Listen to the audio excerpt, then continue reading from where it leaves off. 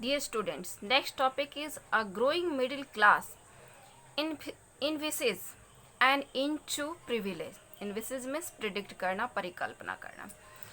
मतलब कैसे growing middle class ने जो है प्रिविलेज को समाप्त करने का जो है सोचना शुरू कर दिया.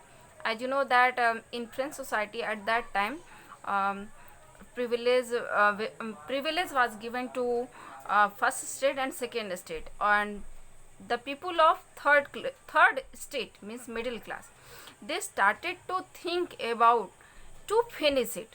How this change happened in France? Now listen.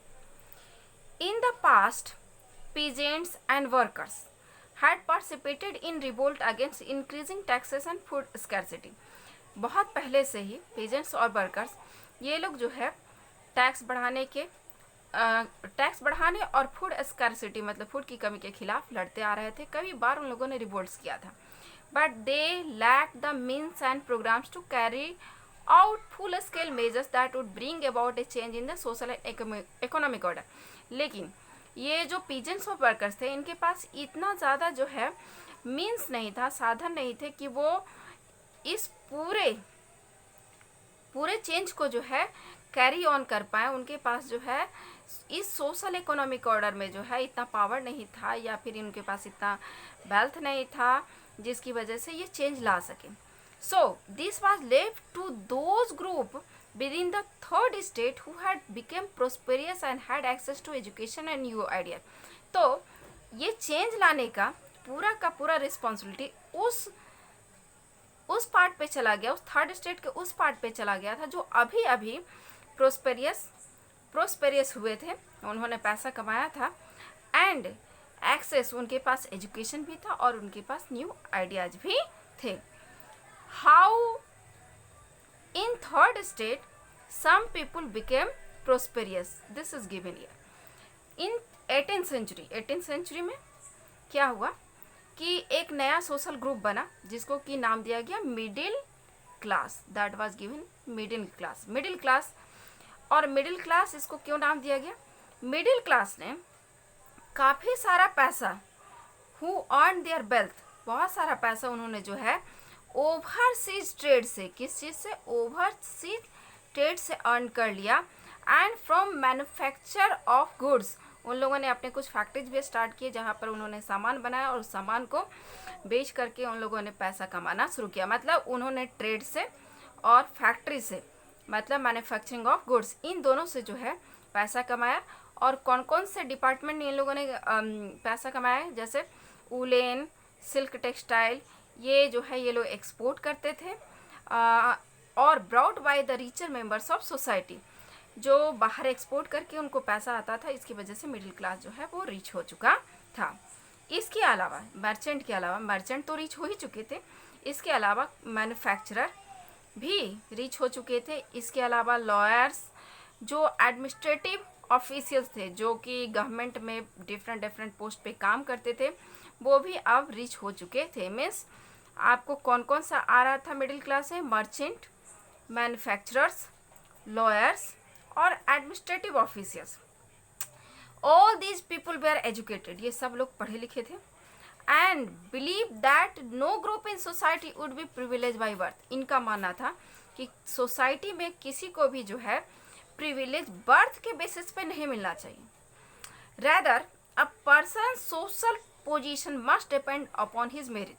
ये लोग बर्थ के बजाय मेरिट के बेसिस पे किसी भी पर्सन को उसका पोजीशन देने के लिए तैयार थे. मतलब they want to give importance to merit rather than birth. Merit को देना चाहते थे, ना कि बर्थ को. बर्थ को इम्पोर्टेंस नहीं दे रहे थे, मेरिट को दे रहे थे. This ideas envisages a society based on freedom. इन आइडियाज़ की वजह से जो है एक ऐसा सोसाइटी के बारे में सोचा जा रहा था जिसमें फ्रीडम हो, इक्वल लॉ हो, सब बराबर हो, और इक्वल अपॉर्चुनिटी फॉर ऑल, सबको एक जैसा अपॉर्चुनिटी मिलना चाहिए. ऐसा ना हो कि किसी को बर्थ की बेसिस से बहुत बड़ा पोजीशन दे दिया गया और किसी को चाहे कितना भी मेरिट ना क्यों ना हो उसको कोई जो है पोजीशन ना मिला. ऐसा नहीं मिलना चाहिए. Equal opportunity for all. Were put this type of ideas were put by some philosophers. this is the topic that the role of philosopher in French Revolution. So some philosopher like John Locke, Jean-Jacques Rousseau, they played important role in giving these ideas. In his two treatises of government, Locke sought to refute the doctrine of divine and absolute right of the monarch. Now listen. अपने book two treatises of government में Locke ने doctrine of divine को मानने से मना कर दिया।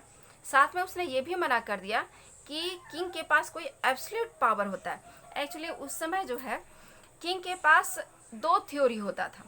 एक होता था डॉक्ट्रिन ऑफ डिवाइन, मीन्स जो किंग होता था उसको सारा पावर जो है गॉड ने दिया है। This theory is called doctrine of divine.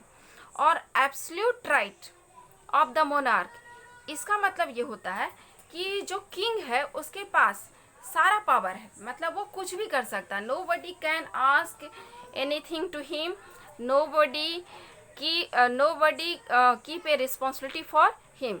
Means monarch has absolute power and doctrine of divine, दोनों जो थ्योरीज थे उसको लॉक ने अपने टू ट्रीटीज ऑफ गवर्नमेंट में कट कर दिया। इस थ्योरी को ही गलत साबित करने की कोशिश की।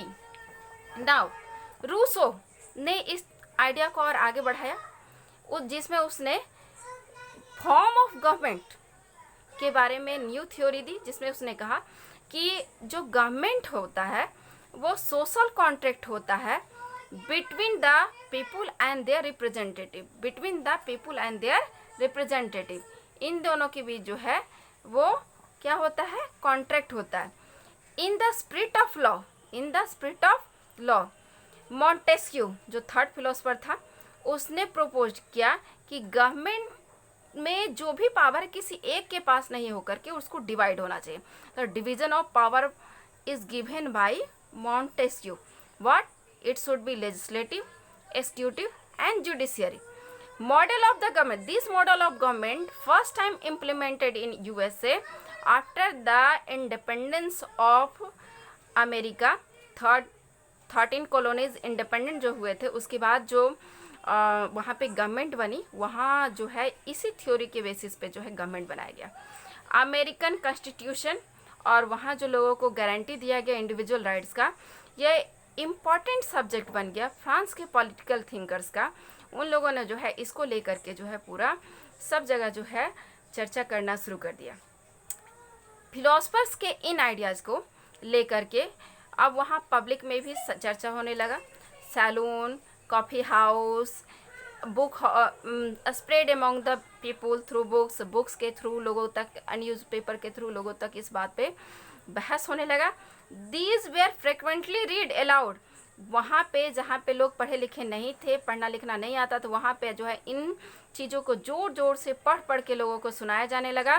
The news that Louis XVI plan, और इसी समय जो है वो न्यूज़ फैला जिसमें कि लुईस XVI ने जो है टैक्स बढ़ाने का डिसीज़न लिया था। लोगों टैक्स बढ़ाने का डिसीज़न लिया था अपने एक्सपेंसेस को जो है फुलफिल करने के लिए, और इसी की वजह से लोगों में बहुत तेज़ गुस्सा आ गया और उन्होंने जो है प्रेजेंट सिस्टम को जो है प्रोटेस्ट करने का डिसीज़न ले लिया।